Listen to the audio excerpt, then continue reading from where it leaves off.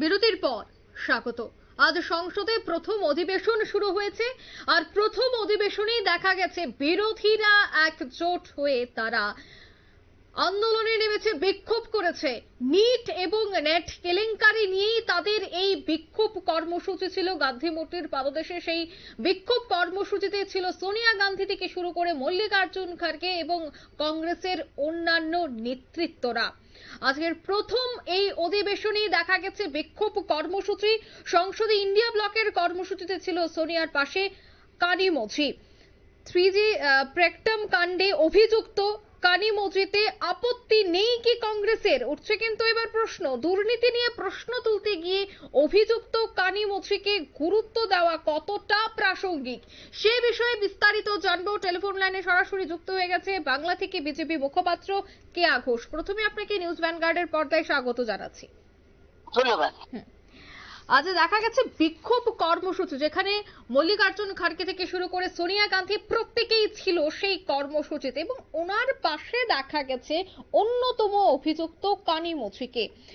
একেবারে প্রথম দিন একেবারে সোনিয়ার সাথে তিনি ছিলেন আজকের এই বিক্ষোভ কর্মসূচিতে, কি বলবেন? দেখুন, নিজেরাই যারা দুর্নীতিতে অভিযুক্ত, যাদের নিজেদের বিরুদ্ধে বিভিন্ন সময় দুর্নীতির অভিযোগ উঠেছে, জেল খেটেছেন যিনি কানিমোঝি, এরা তো দুর্নীতির পোস্টার উমেন। একজন জেল খেটে বাইরে আছেন, একজন বেলে আছেন, সোনিয়া গান্ধী নিজে ন্যাশনাল হেরাল্ড মামলায় স্বাধীনতা সংগ্রামীদের টাকা মেরেছে, তাদের বিরুদ্ধে সেই অভিযোগ আছে। মা এবং ছেলের বিরুদ্ধে দুজনেই বেলে আছেন। অর্থাৎ চোরের মায়ের যে বড় গলা হয়, এটা তো প্রমাণিত।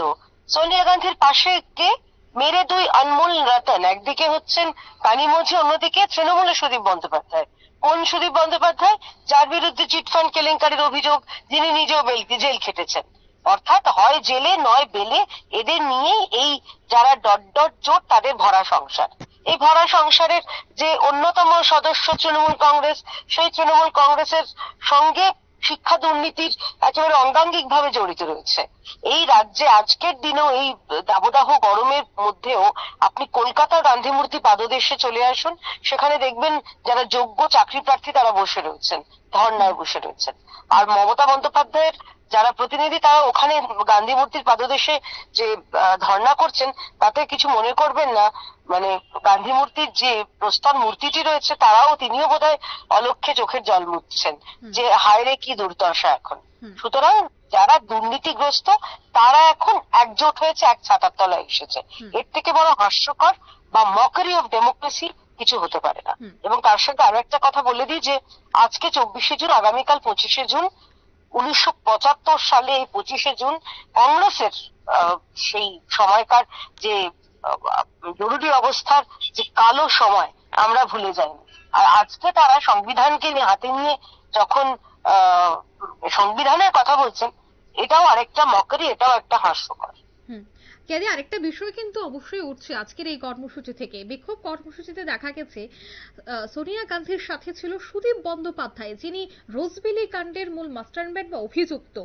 মজার বিষয় হচ্ছে যে সমীর মিত্র, প্রয়াত প্রাক্তন কংগ্রেস সভাপতি, তিনি তখন সুদীপ বন্দ্যোপাধ্যায়কে নিয়ে একটি চিঠি লিখেছিলেন প্রাক্তন প্রধানমন্ত্রী মনমোহন সিংকে।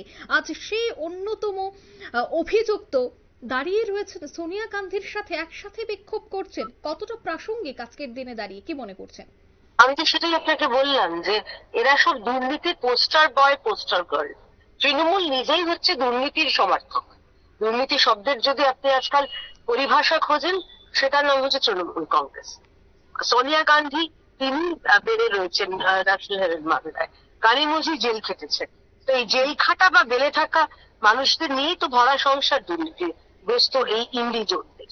এবং শুধু তাই নয়, সুদীপ বন্দ্যোপাধ্যায় চিটফাট কাণ্ডে আপনি যদি অন্যান্য যারা সাংসদ নির্বাচিত হয়েছেন, কারোর বিরুদ্ধে কোনো অভিযোগ রয়েছে, কারোর বিরুদ্ধে ষড়যন্ত্র শুরু রয়েছে, কারোর বিরুদ্ধে অন্যরকম দুর্নীতি রয়েছে, আপনি মানে যেদিকেই তাকাবেন তৃণমূলের দলের দিকে, সেদিকে এক একজন এক একটা আপনি রত্ন খুঁজে পাবেন। দুর্নীতিতে রত্ন আমি বলছি, ভালো কাজে তো এরা নেই। সুতরাং এর থেকে ভালো যে দুর্নীতির যে অ্যাডভার্টাইজমেন্ট কিছু হতে পারে না। আপনি যদি দুর্নীতির মুখ দেখতে চান, দুর্নীতির হাত দেখতে চান, দুর্নীতির চোখ দেখতে চান, আজকে নয়া দিল্লির গান্ধী মূর্তির পাদদেশে যেখানে এই আহ, কি বলবো হাস্যকর ধর্নাটা হচ্ছে, সেখানে দেখবেন। এবং সব থেকে বড় কথা হচ্ছে যে কেন্দ্রীয় সরকার যখনই তাদের মনে হয়েছে একটা অনিয়ম হলেও হতে পারে, সেই জায়গায় দাঁড়িয়ে তারা তৎক্ষণাৎ কঠোরতম সিদ্ধান্ত নিয়েছেন। এনটি যিনি মাথা, তাকে বরখাস্ত করা হয়েছে। ইতিমধ্যে সিবিআই তদন্ত হয়েছে, ইতিমধ্যে ধরপাকড় শুরু হয়ে গেছে।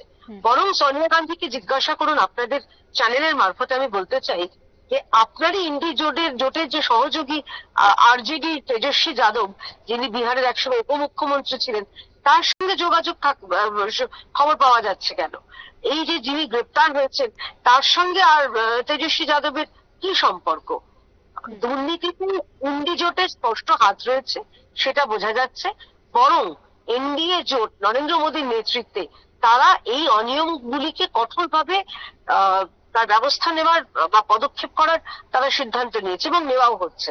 সুতরাং কোথায় সরকারের সঙ্গে এই বিষয়ে সহযোগিতা করবে, কারণ লক্ষ লক্ষ ছেলে মেয়ের ভবিষ্যৎ যেখানে এখানে প্রশ্ন চিহ্নের মুখে, সেখানে না করে এই সস্তার এই রাজনীতি করে কিছু করার নেই। আগামী 5 বছর নরেন্দ্র মোদী সরকারে থাকছেন এবং আগামী বেশ কয়েক দশক ধরে ভারতীয় জনতা পার্টি তথা এনডিএ সরকারই ক্ষমতায় থাকবে। একদমই। যদি আরো একটা বিষয় অবশ্যই জানতে হয় যে 3G স্পেকট্রাম কাণ্ডে অভিযুক্ত কানি মুছির থেকে আর কোনো আপত্তি নেই কংগ্রেসের, যে কংগ্রেস এই 3G স্পেকট্রাম কাণ্ডের অভিযুক্ত কানি মুছির বিরুদ্ধে একাধিক অভিযোগ তুলেছিল, আজ সেই অভিযুক্তকে সঙ্গে নিয়ে তারা সেই কর্মসূচি করছে, কি বলবেন? আমি বরং একটু অন্য কথা বলি। দেখুন, এই যে নিচে বিনিয়ম হয়েছে, নেট ইতিমধ্যে বাতিল করা হয়েছে। সব থেকে বড় কথা, ডার্ক ওয়েব বা আমরা যেগুলো শুনছি, চমৎকৃত হয়ে যাচ্ছে, অবাক হয়ে যাচ্ছে। তো এগুলোর যে যারা যে মাথায় রয়েছে তাদেরকে গ্রেপ্তার করা হচ্ছে, করা হবে। কিন্তু আমি বরং একটু উল্টো দিকে কথা বলছি। কানিমোঝি কোন দলের? তিনি ডিএমকে দলের। ইতিমধ্যে তামিলনাড়ুতে প্রায় 57 জন বিষ মদ খেয়ে তাদের মৃত্যু হয়েছে, সেটা নিয়ে কেন কথা বলছেন না এরা? সেটা নিয়ে একবারও বলুন যে কি অবস্থা সেখানকার মানুষের। ডিএমকে কাছে সোনিয়া গান্ধীকে বলুন প্রশ্ন তুলতে, মমতা বন্দ্যোপাধ্যায়কে বলুন প্রশ্ন তুলতে। নাকি শুধুমাত্র যেহেতু এটা ডিএমকে শাসিত তামিলনাড়ু বলে তখন তাদের ওই প্রতিবাদের ভাষা তখন সাইলেন্স হয়ে যায়, তখন প্রতিবাদের ভাষাটা একদম কমে যায়। আর যদি এটা ঈশ্বর না করুন কোন বিজেপি শাসিত রাজ্যে হতো বা এনডিএ সরকার আছে এমন কোনো রাজ্যে হতো, তখন তো এই সব প্রতিবাদের মোমবাতি নিয়ে এরা পৌঁছে যেতেন। কেন একটাও কথা বলছেন না? কোথায় গেলেন রাহুল গান্ধী? কোথায় গেলেন মমতা ব্যানার্জি? তিনি যেতে পারেন হাতরাস, তিনি হাসখালি আসতে পারেন না। চলে যান না কাল্লাকুরচিতে। বিষয়টা হচ্ছে এগুলোকে আমরা বলি সিলেক্টিভ আউটরিচ। রাজ্যের মানুষ তথা দেশের মানুষ বুঝে গেছে, সেই কারণে তাদের 99-র মধ্যে সীমাবদ্ধ রেখেছে। সেঞ্চুরি পর্যন্ত ক্রস করতে পারেনি কংগ্রেস। এই অবস্থা, শতাব্দী প্রাচীন নাকি দল ভারতীয় জনতা পার্টি, তার থেকেও বেশি সংখ্যা আমরা আসন পেয়েছি। তো এই জায়গায় নিজেদের ফ্রাস্ট্রেশন, আসলে তারা যে কোনো ভাবে ভেবেছিলেন ক্ষমতায় আসবেন, তারা এই দেশকে আবার লুটতরাজ করবেন, দেশের সম্পদ বিলোবেন, নিজেদের পকেট ভরবেন, সেটা করতে পারেনি বলে তারা এখন ফ্রাস্ট্রেশনের বহিঃপ্রকাশ দেখাচ্ছে। একদমই। ধন্যবাদ কেয়াদি বিস্তারিত তুলে ধরার জন্য। ধন্যবাদ।